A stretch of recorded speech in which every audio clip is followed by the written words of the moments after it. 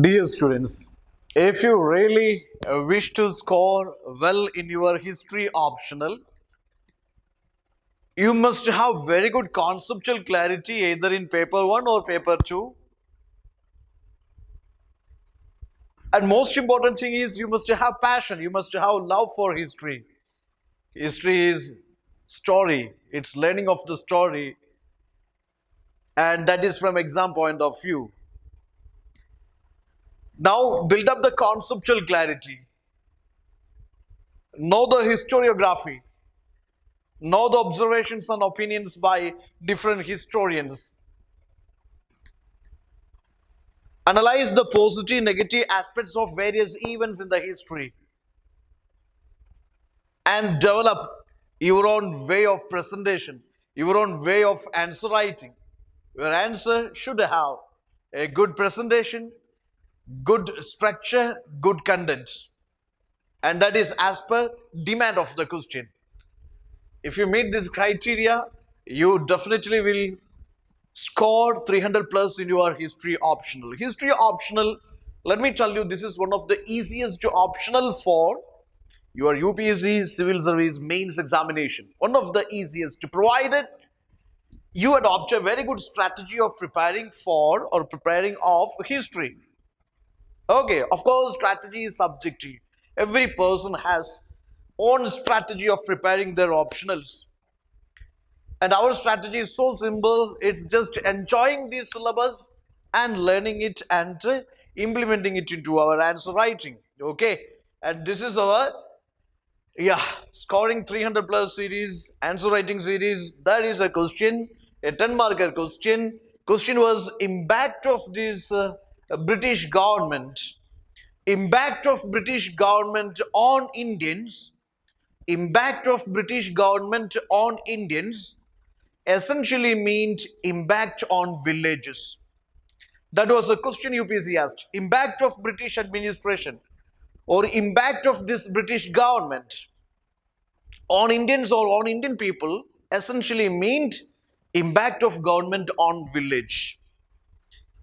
So simply you will have to analyze what was that impact of, or how this British administration, British governance or British government influenced, impacted Indian villages, to what extent, and what was the nature of that impact, both the positive negative aspects of that impact on Indian villages. So obviously you will have a very good introduction. You will just say what was the nature of this British rule, British government, or what was the character of Indian society during British rule in India. Obviously, Indian society, it was essentially an agrarian society. The economy was essentially an agrarian economy. Largest proportion of the population depended or they lived in villages, self-sufficient villages. No rapid scale urbanization, no industrialization. It was self-sufficient village economy. Mainstay of this economy was farming. So any rule, any administration, any policy making of this British directly or indirectly impacted Indian villages and Indian villagers. Okay? British rule, take the case of revenue administration. Economic aspects of British rule, revenue administration of British rule. We know that they introduced different types of land revenue policies. For example, they had this zamindari settlement, mahalwari settlement, and this rayotwari settlement. Even though the name seems different, rayotwari, that is in the Madras, or zamindari in this eastern India, and the mahalwari in the western India, even though these different land revenue systems introduced in the different parts of India, the essence of the system was the same, or the main intention of these land revenue policies were the same. You see, there is heavy land revenue demand on the farmers. Farmers lost their land ownership. They become tenant at will, left at the mercy of the zamindars or these revenue collectors. And there is forced eviction from the land, forced labor. You see that the farmers, they had to suffer a lot, or the villagers, they had to suffer a lot due to this land revenue administration, land revenue policies of the British. Then there is one-way free trade. One-way free trade introduced by the British.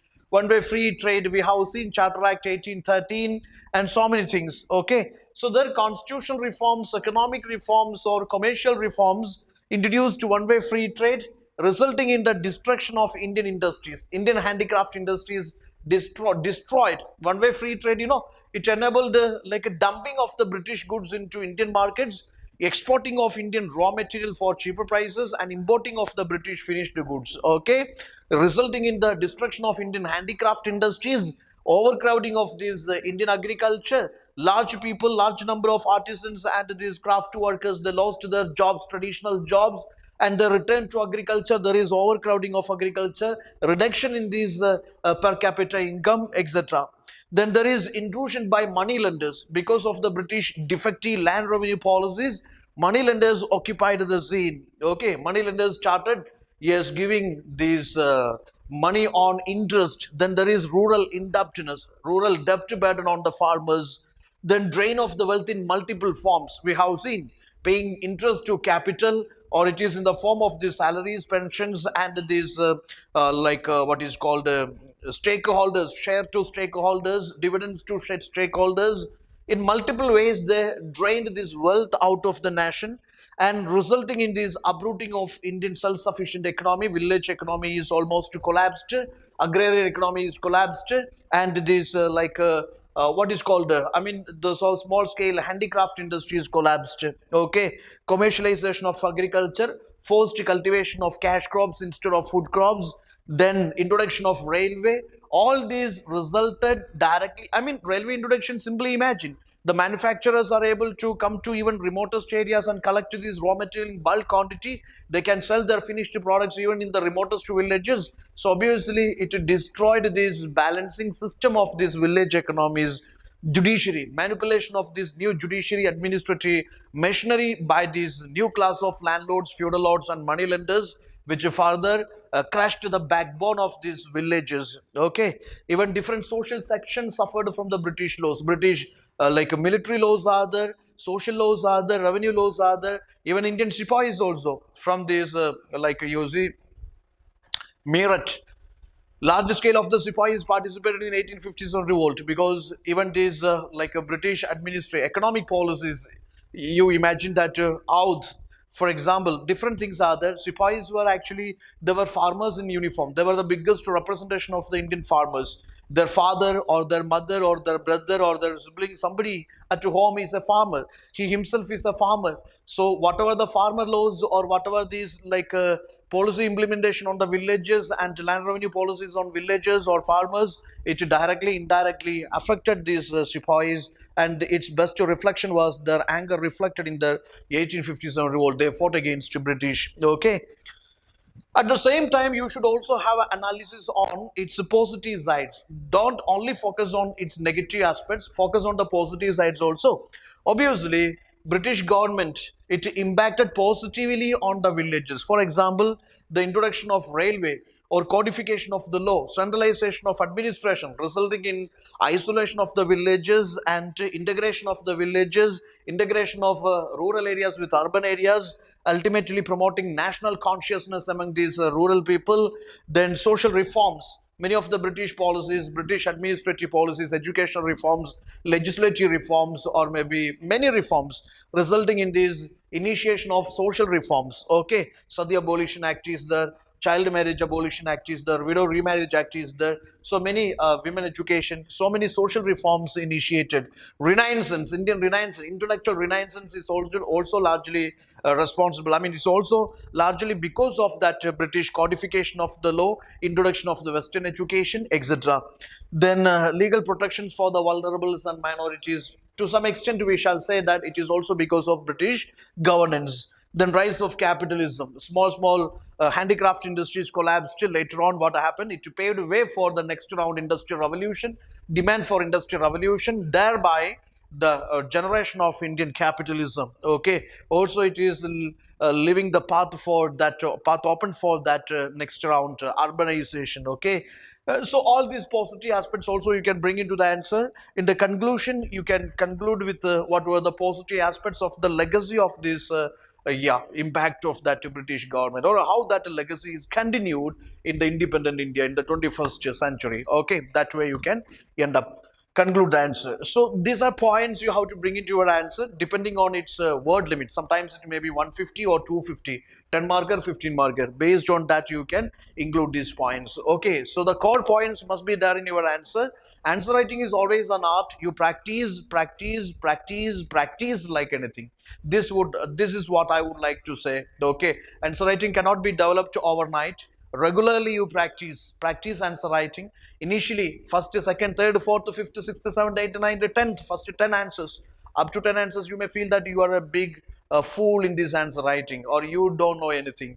But after 30 answers, 40 answers, or after continuous feedbacks and continuous answer writing, definitely maybe after 30 or 40 answers, you will be in a position to write very decent answers as per UPSC requirements. Okay, so keep it on practicing. Practice makes everyone perfect, provided you have consistency. Okay, so just keep on practicing answer writing and get the feedback from your mentors, and make yourself competitive for this exam, and of course for scoring 300 plus in history optional. Wishing all the best, and stay tuned, continue watching our classes, and of course leave your feedback, whatever your feedback, positive, negative feedback, whatever. Yes, just inform us, and we will improve according to your suggestions, your feedback. Okay, thank you.